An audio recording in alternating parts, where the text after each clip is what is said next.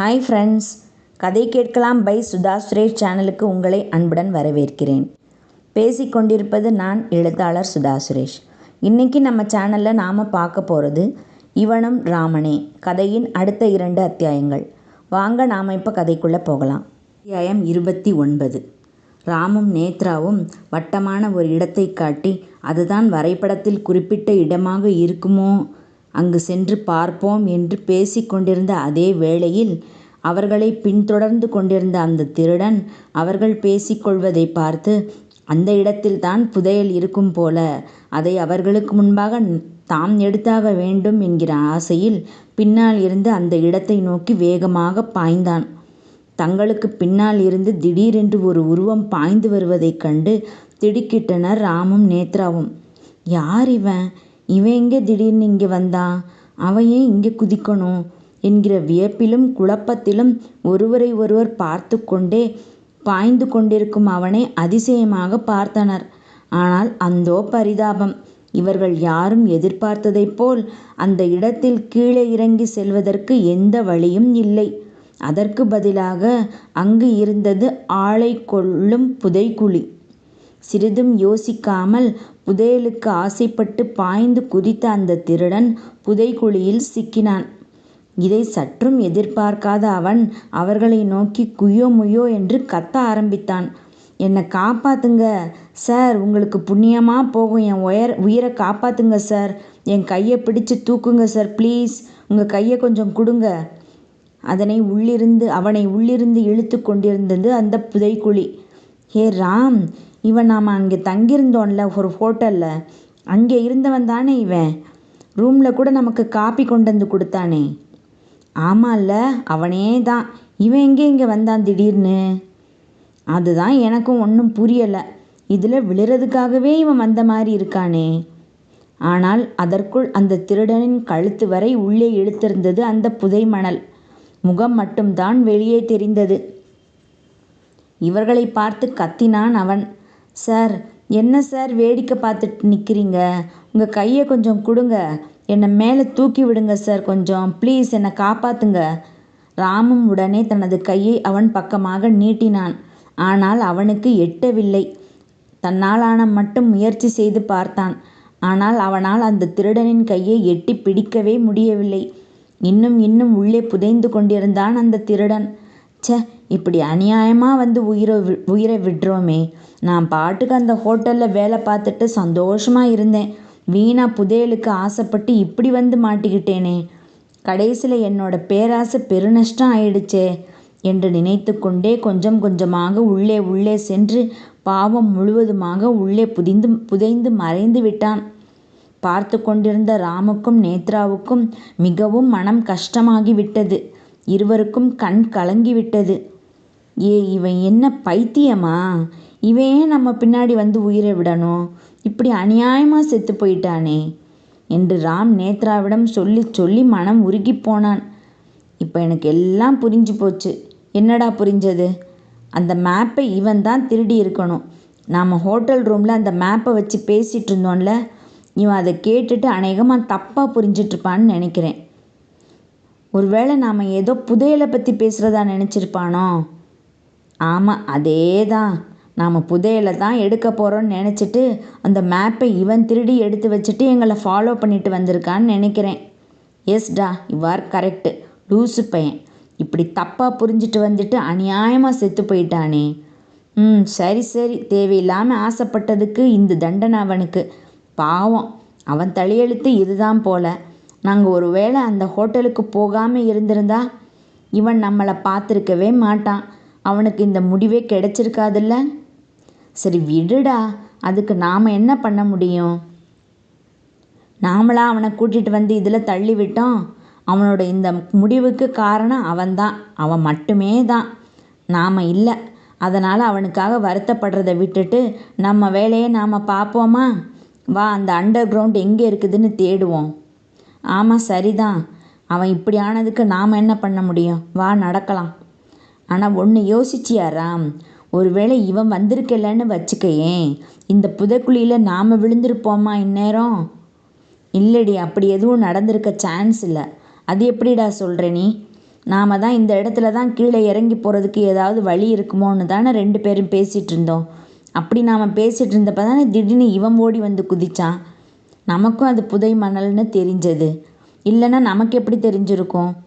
இந்நேரம் நாம் போய் விழுந்து பலியாயிருப்போமே. இல்லை நேத்ரா, நாம் பேசிகிட்டு இருந்தப்போவே நான் நினைக்கத்தான் செஞ்சேன், எதுக்கும் ஏதாவது ஒரு கம்பு கிம்பு கிடைச்சா அதை வச்சு இந்த இடத்துல தட்டி பார்ப்போம், இல்லைன்னா மேலே இருக்கிற மண்ணை விளக்கி பார்ப்போன்னு நினச்சேன். அதுக்குள்ளே அந்த லூசு அதில் போய் விழுந்துட்டான். ஓ, அப்போ நீ ஜாக்கிரதையாக தான் இருந்திருக்க இல்லையா? ஆமாடி, இங்கெல்லாம் எங்கே என்ன இருக்குன்றதே நம்மளால் எதுவும் சொல்ல முடியாதுல்ல. எதையும் பார்த்து ஜாக்கிரதையாக தானே செய்யணும். ஆனால் என்ன, அதுக்காக இப்படி அங்கே புதைகுழி இருக்கும்னு நான் நினைக்கல. சரி, எப்படியோ தப்பிச்சிட்டோம் நாம். அடுத்த வேலையை பார்ப்போம் என்று இருவரும் பேசிக்கொண்டே நடந்து கொண்டிருந்தனர். அப்போது அங்கு ஒரு நீளமான கொடிக்கம்பு போன்று ஒன்று கிடந்தது. அதை கையில் எடுத்து கொண்டான் ராம். கீழே தட்டி கொண்டே நடந்ததில் ஒரு இடத்தில் மட்டும் சத்தம் வித்தியாசமாக கேட்கவே, இங்கே பாரு, சத்தம் இங்கே ஒரு மாதிரி டிஃபரெண்ட்டாக கேட்குதில்ல நேத்ரா, கவனி கொஞ்சம் என்று கூறியவாறு அதே இடத்தில் மீண்டும் மீண்டும் தட்டினான் ராம். மற்ற இடத்திற்கும் அந்த இடத்திற்கும் சத்தம் வேறுபட்டதாகத்தான் இருந்தது. ஆமாடா ராம், இங்கே ஏதோ இருக்கு, மேலே கிடக்கிற மண்ணை அந்த கம்பாலேயே தள்ளு பார்ப்போம். ராமும் அப்படியே செய்தான். அங்கிருந்த மண்ணை அகற்ற அகற்ற அங்கு ஏதோ வழி உண்டாவது போல் தெரிந்தது. இந்த இடம் தாண்டி, இங்கே தான் அந்த அண்டர் கிரவுண்டு போகிறதுக்கு வழி இருக்குன்னு நினைக்கிறேன் என்றபடி அந்த கம்பை கீழே போட்டுவிட்டு கையாலேயே மண்ணை தோண்ட ஆரம்பித்தான் ராம். நேத்ராவும் இன்னொரு பக்கம் அதையே செய்தாள். சந்தோஷமாகவும் உற்சாகமாகவும் செய்தனர். இருவருடைய முயற்சியிலும் சிறிது நேரத்தில் அங்கு கீழே இறங்குவதற்கு வழி கண்களுக்கு புலப்பட்டது. மேலிருந்து படிக்கட்டுக்கள் உள்நோக்கி சென்றன.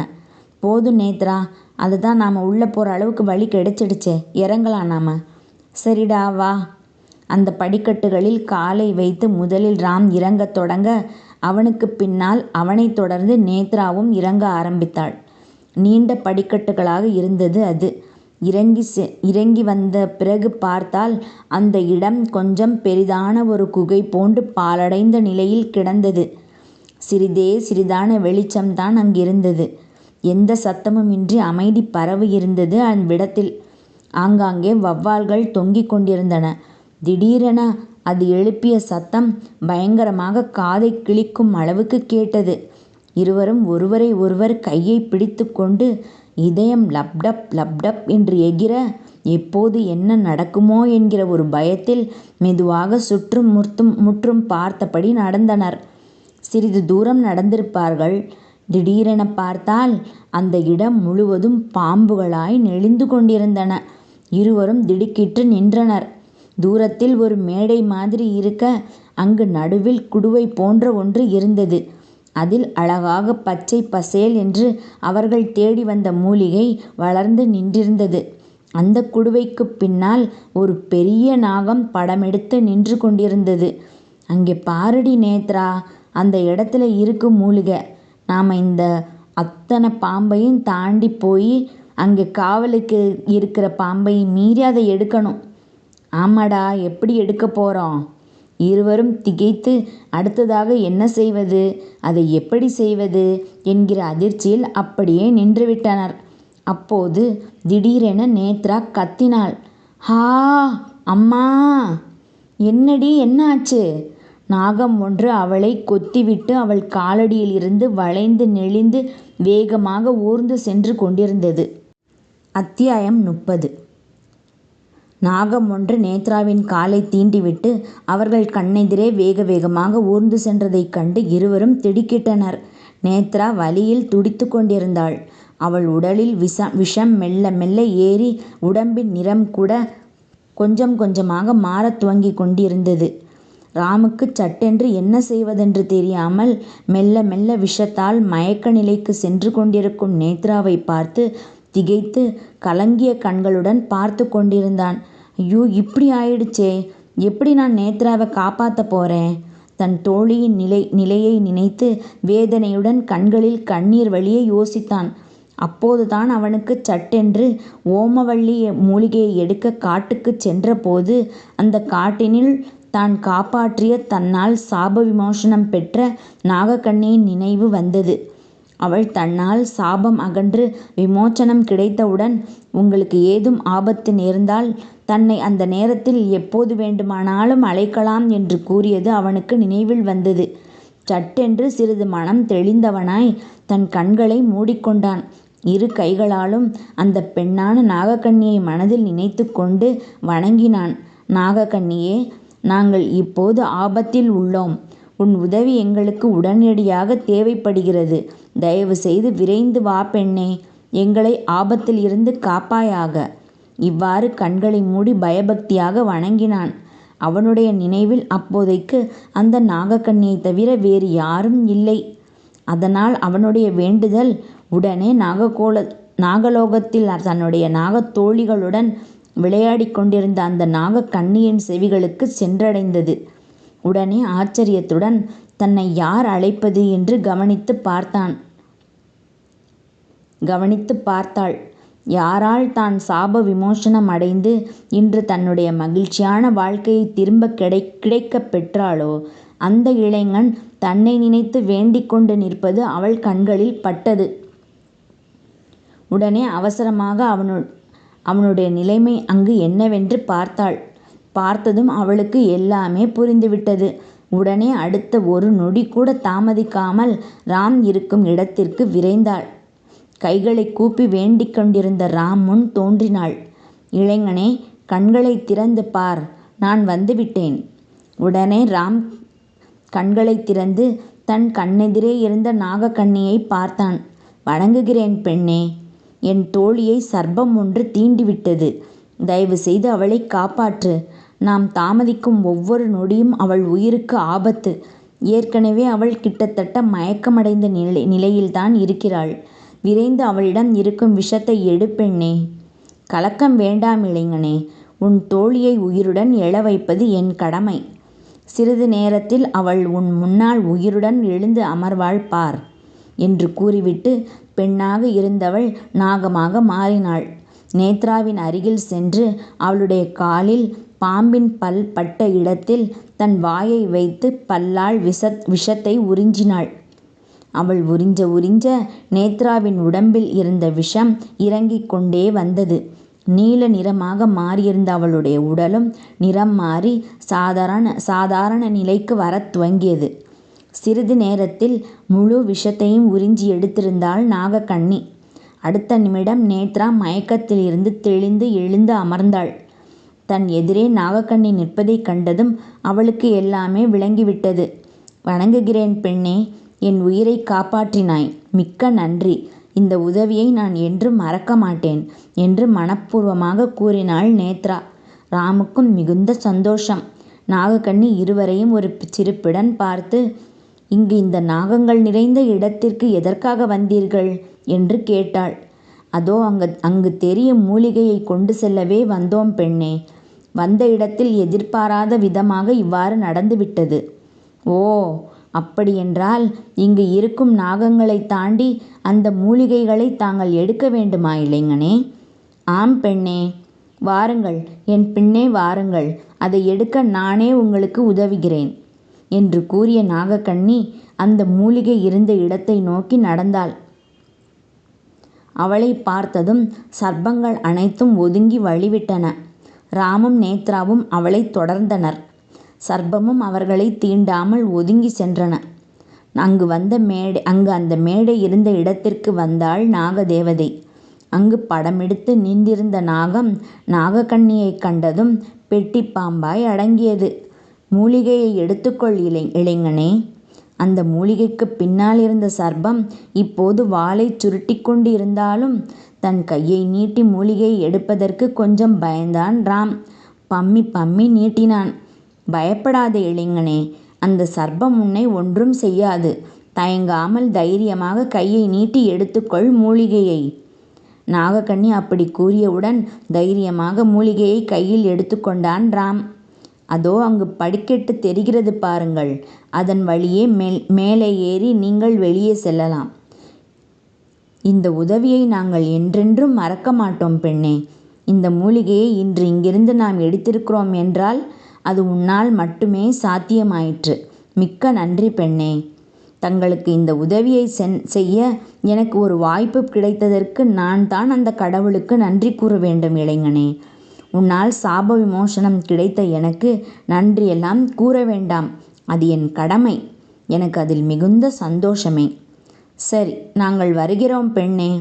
ஆகட்டும், நானும் விடை பெறுகிறேன். வாருங்கள், அந்த படிக்கட்டு வரையில் நான் துணைக்கு வருகிறேன். மூவரும் சேர்ந்து நடந்தனர். படிக்கட்டு வந்தது. தாங்கள் இங்கிருந்து செல்லுங்கள், இப்போது நான் வருகிறேன். அடுத்த நிமிடம் நாகக்கண்ணி மறைந்து விட்டாள். ராமும் நேத்ராவும் படி ஏறி மேலே வந்து சேர்ந்தனர். மூலிகையை எடுத்து பைக்குள் வைத்து கொண்டான் ராம். இருவரும் சந்தோஷமாக, முகமெல்லாம் சிரிப்பாக ஒருவரை ஒருவர் பார்த்தனர். 4வது மூலிகையான கலர்ச்சியும் எடுத்தாச்சு. சொல்லிக்கொண்டே ராம் நேத்ராவுக்கு தன் வலது கையை கொடுத்தான். அவளும் தன் கையை விரித்து 2 பேரும் தட்டி கொண்டார்கள். ஹைஃபை. இடம் பார்க்கடல். லக்ஷ்மி தேவி பூலோகத்தில் நடப்பதை ரசித்தபடியே வேடிக்கை பார்த்து கொண்டிருந்தார்.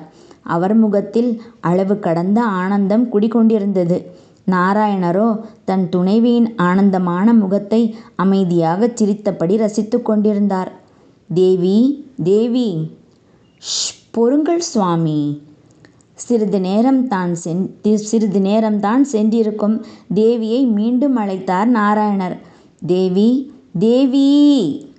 சுவாமி, தேவிக்கு இப்போது என்ன வந்தது? ஏன் இப்படி கூப்பாடு போடுகிறீர்கள்?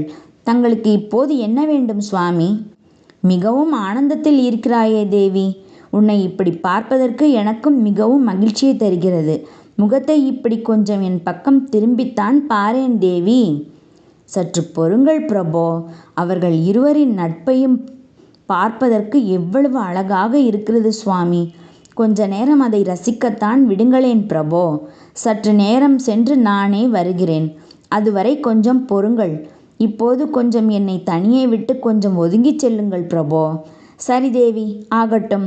நான் காத்திருக்கிறேன். நீ நன்றாக ரசித்து விட்டே வா என்று கூறிய நாராயணர் மனதிற்குள் புலம்பிக் கொண்டார்.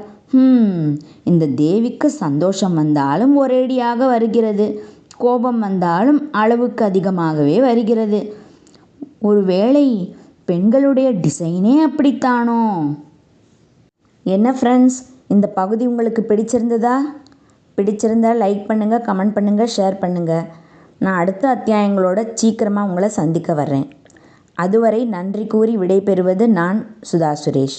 பாய் மக்களே.